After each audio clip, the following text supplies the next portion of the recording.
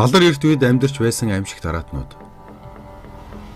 Үлэмж бие төлөг өрөвлийг бараг хүн бүр мэднэ. Харин бүр түүнээс ч өмнө амьдарч байсан хэдэн мянган амьтныг энгийн хүмүүс бүхэл эрдэмтэж танд судалж дуусах боломжгүй биз. Одоогор уул мөрн олдоод би эрт баларын амьтдаас хачин жигтэй 10 тань танилцуулахаар бэлтгэснийг хүлээн авна. 10. Мегалания. Комодо дараагийн гэж та сонсож байсан уу? Барьж ийдсэн амьтнаасаа гялтайсан цагаан яснаас өөр юу ч үлдээдэггүй авраг том гөрвөл шиг амьтан байдаг да.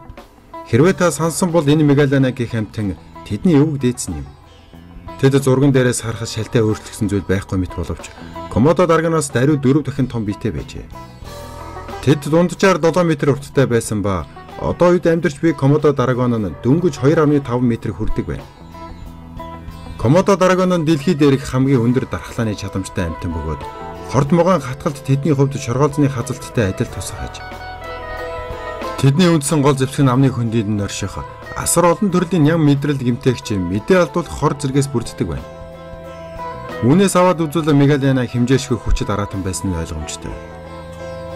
Мегалана одоогоос 50,000 жилийн тэртээ Австрали твийг эзэгнэн амар сайхандаа жаргаж байсан боловч тэдний хүнсний амин чухал нөөц нь болох Прокоптод болон Дипротодоны толгой эрс цөөрч эцэст нь Мегаланагийн их сүргийг тэжээх их хэмжээний мах Австрали твд үлдээгүй байж. Тиймээс Мегалана гэх амьтан устж үгүй болж эхэлжээ. 9. Мегафрена франенсис. Далайн эрэг дээр партедж усанд сэлж байтал гинэт аимшигт махчин сүрэг далайн гүнээс гарч ирээд хүний биеийн бүх мах шөрөмсийг үртсч үлдээлгүй идчихдэг киног санаж байна уу? Тийм ээ, тэд бол домогт пирана загсан. Харин өнөөдөр та бүхэнд пиранагийн өвөг дээдс болох Мегафрена франенсийг танилцуулж байна. Өмнөд Америкийг эзэгнэж байсан далайн араатны биеийн дундаж уртаа 1 м, жинэн 15 кг байжээ. Хамгийн аимшигтай нь тэдний хазалтын хүч биеийн жингээс нь даруй 50 дахин их байв. Энэ нь Мегафрена таныг хазуул 650 кг-тай тэнцвүүс их даралт өгнө гэсэн үг юм. Мах шүлийг чинь ястай юутай цуг тас хазна. Азар тэд 6-аас 10 сая жилийн тэртээ амьдарч байжээ. Бусад махчин амьтад шиг тэдэнд ийм тийм тодорхой амьтдаар хоололдог гэсэн зүйл байгаагүй. Хэрвээ чи махтай шүлтэй бол том жижиг чинь хамаагүй тэд чамайг дасар татан хаяна. Бас нэг факт нэмж хэлэхэд одоогийн пиранагийн араа шүтэн нэгэн жигд дээр дороо ганц нэг игнэтэй байсан бол Мегафрена нэг талдаа 2 игнэ шүтээ байсан нь яг л хөрөөний 90 м байжээ. Сүрэг Мегафрена бусад махчин загсаан битгийхэл цэнхэр халмигч барьж идэх чадaltaй байсан гэд хэрэгэлцэх юм алга. Тэдний юунаас болж устж үгүй болсон талаар тодорхой мэдээлэл байдаггүй нь хачирхалтай. 8. Детанабо. Могоо гэдэг өөрөө гайхамшигтай боловч аимшигтай амьтан. Та бүхэн Детанабог танилцуулж байна.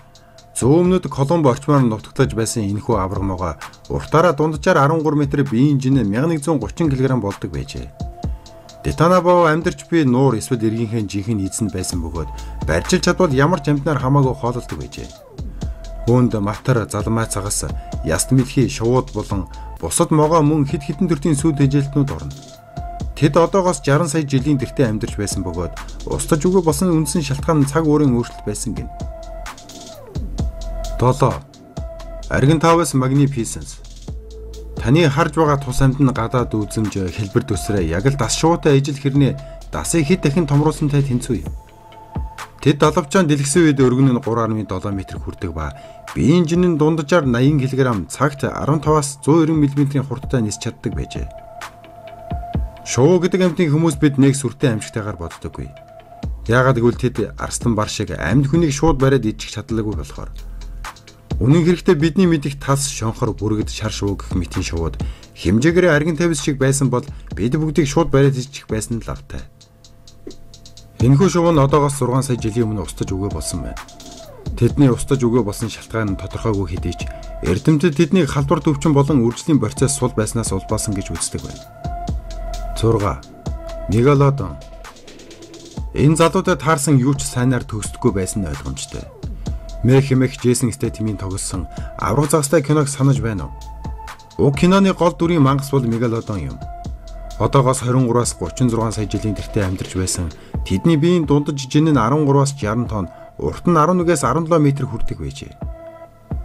Тэдний хазалтын хүчийг килограммаар хэмжүүл 11,000-аас 18,000 хүрэх аж.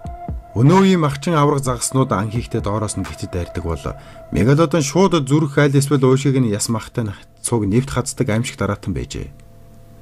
Мөн эрдэмтэд түүнийг үргэлж томоохон хэмжээний амьтдыг байгаан болгодог байсан гэж үздэг ба мегалодоны устж үгүй болох шалтгаан маш олон зүйлс багтдаг.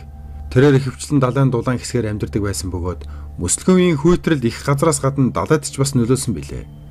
Мөн түүний хүнсний их үүсвэр болох халимнуудыг өөр далайн махчад урьдчилж барьсаар эцэстээ тоо толгойн цөрч улмаар мегалодон гэгчийн гайхамшиг дамтан устж үгүй болох замыг тавьсан гэдэг. 5. Кабрасакас. Нууруу эргийг автод хэвтэж байдаг залхуу матарнуудад таарвал та өлгөн гэгчийн гүүгээ зүгтчихэж болох юм.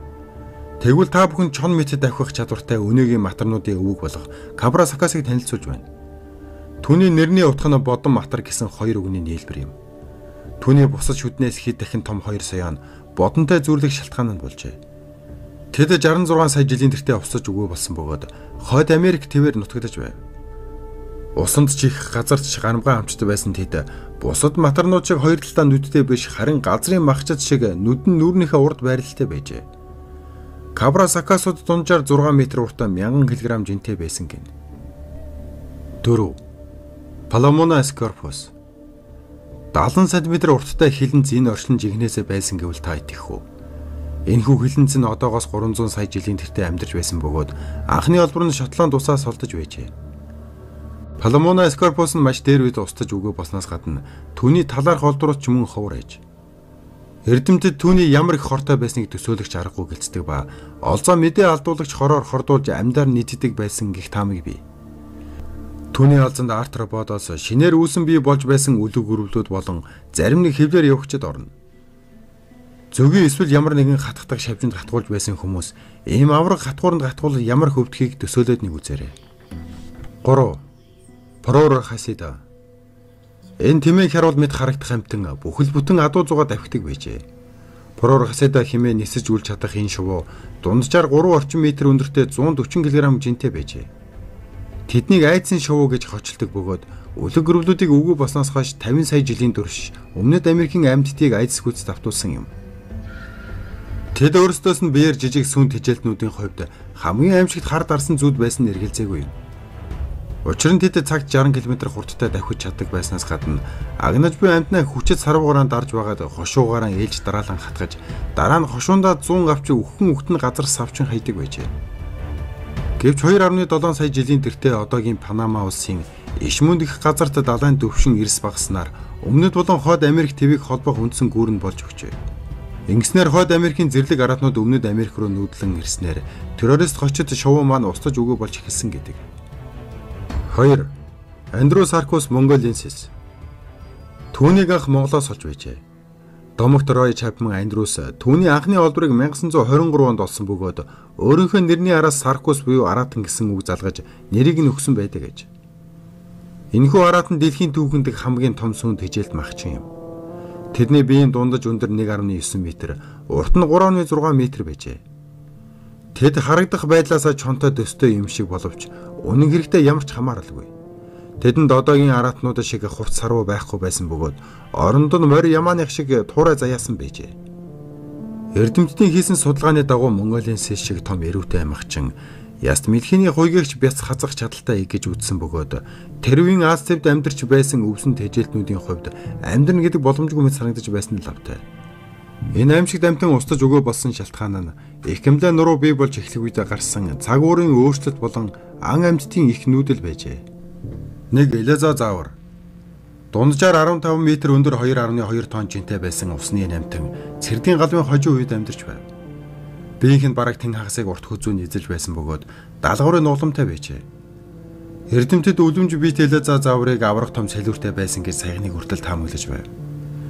Харин Америкийн нэгдсэн улсын Канзас мужийн нутгаас олдсон чулуудсан ясыг сайтар судалсан эрдэмтэн Теофилус Тернерийн тооцоогоор элезозавр 4 жижиг сербэтэй байж жижигхэн толгой хурц шүттэй элезозаврын онцгой урт хүзүүн уснаас ил гарч агаар амьсгалахад нь тогтсон байв. Орчин цагийн нэг ч амтын энэхүү урт хүзүүний үр удам биш бөгөөд Лох Нессийн араатантай холбоотой үлгэр домогт итгэгчээд харин элезозаврыг Шотландын домгийн баатрын дээд өвөг байх гэж таамаглацгаадаг. Хэрэг бичлэг таалагдсан бол subscribe дарахаа мартав. Дараагийн бичлэгээр уулзлаа түр баяртай.